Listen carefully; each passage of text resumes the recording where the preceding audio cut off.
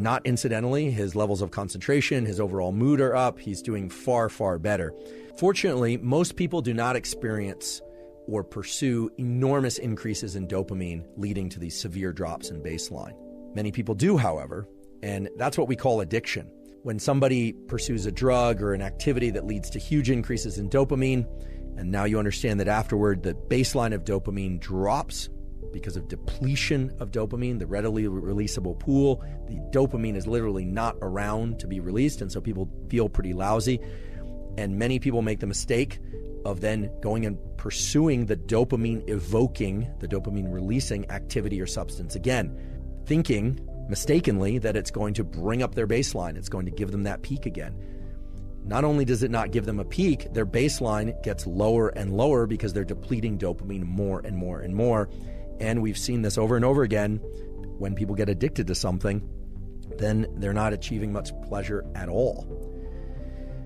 You can even see this with video games. People will play a video game, they love it, it's super exciting to them, and then they'll keep playing and playing and playing, and either one of two things happens, typically both. First of all, I always say addiction is a progressive narrowing of the things that bring you pleasure. So oftentimes what will happen is the person only has excitement and can achieve dopamine release to the same extent doing that behavior and not other behaviors. And so they start losing interest in school, they start losing interest in relationships, they start losing interest in fitness and well-being. And eventually what typically happens is they will stop getting dopamine release from that activity as well. And then they drop into a pretty serious depression. And this can get very severe, and people have committed suicide from these sorts of patterns of activity. But what about the more typical scenario? What about the scenario of somebody who is really good at working during the week, they exercise during the week, they drink on the weekends? Well, that person is only consuming alcohol maybe 1 or 2 nights a week, but oftentimes that same person will be spiking their dopamine with food during the middle of the week. Now, we all have to eat, and it's nice to eat foods that we enjoy. I certainly do that. I love food, in fact. But let's say they're eating foods that really evoke a lot of dopamine release in the middle of the week. They're drinking 1 or 2 days on the weekend. They are one of these work hard, play hard types, so they're swimming a couple miles in the ocean in the middle of the week as well. They're going out dancing once on the weekend. Sounds like a pretty balanced life as I describe it. Well, here's the problem. The problem is that dopamine is not just evoked by one of these activities. Dopamine is evoked by all of these activities. And dopamine is one currency of craving, motivation, and desire and pleasure. There's only one currency. So even though if you look at the activities, you'd say, well, it's just on the weekends, or this thing is only a couple times a week.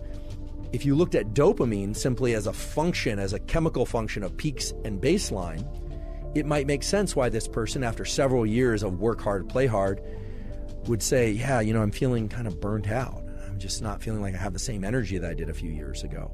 And of course, there are age-related reasons why people can experience drops in energy, but oftentimes what's happening is not some sort of depletion in cellular metabolism that's related to aging. What's happening is they're spiking their dopamine through so many different activities throughout the week that their baseline is progressively dropping. And in this case, it can be very subtle. It can be very, very subtle. And that's actually a very sinister function of dopamine, we could say, which is that it can often drop in imperceptible ways, but then once it reaches a threshold of low dopamine, we just feel like, we can't really get pleasure from anything anymore. What used to work doesn't work anymore. So it starts to look a lot like the more severe addictions or the more acute addictions to things like cocaine and amphetamine, which lead to these big increases, these big spikes in dopamine, and then these very severe drops in the baseline. Now, of course, we all should engage in activities that we enjoy. I certainly do. Everybody should. A huge part of life is pursuing activities and things that we enjoy. The key thing is to understand this relationship between the peaks and the baseline and to understand how they influence one another. Because once you do that, you can start to make really good choices in the short run and in the long run to maintain your level of dopamine baseline, maybe even raise that level of dopamine baseline and still get those peaks and still achieve those feelings of elevated motivation, elevated desire, and craving. Because again, those peaks and having a sufficiently healthy high level of dopamine baseline are what drove the evolution of our species, and they're really what drive the evolution of anyone's life progression too. So they're a good thing. Dopamine is a good thing. Some of you might be asking, what should I do if I experience a drop in my baseline level of dopamine because of engagement with some activity or some substance that led to big peaks? Just to put some color and example on this, a few episodes ago I talked about a friend who I've known a long time. It's actually the child of a friend who has basically become addicted to video games. He decided, actually after seeing that episode with Anna, to do a 30-day complete fast from phone, from video games, and from social media of all kinds. He's now at day 29. He's really accomplished this. Not incidentally, his levels of concentration, his overall mood are up. He's doing far, far better. What he did is hard. In particular, the first 14 days is really hard. But the way that you replenish the releasable pool of dopamine is to not engage in these dopaminergic seeking behaviors. Because remember, typically people arrive at a place where they want to stop engaging in these behaviors or ingesting substances when that dopamine is depleted, when they're not getting the same lift. In his case, he was feeling depressed. He thought he had ADHD. They were starting to treat it as ADHD. And certainly there are people out there who have ADHD, but what he found was that his levels of concentration are back. He does not need to be treated for ADHD. And actually the psychiatrist wondered if he did prior to this video game social media fast. He's feeling good. He's exercising again. I'm not making this up. This is really a very specific but very relevant example of how the dopamine system can replenish itself. Of course, if there's a clinical need for ADHD treatment, by all means pursue that.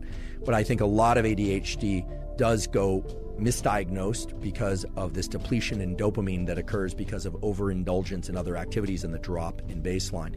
So for anyone that's experienced a real drop in baseline who has addictive tendencies, whether or not they're behaviors or substances, that is always going to be the path forward, is going to be either cold turkey or through some sort of tapering to limit interactions with what would otherwise be the dopamine evoking behavior or substance.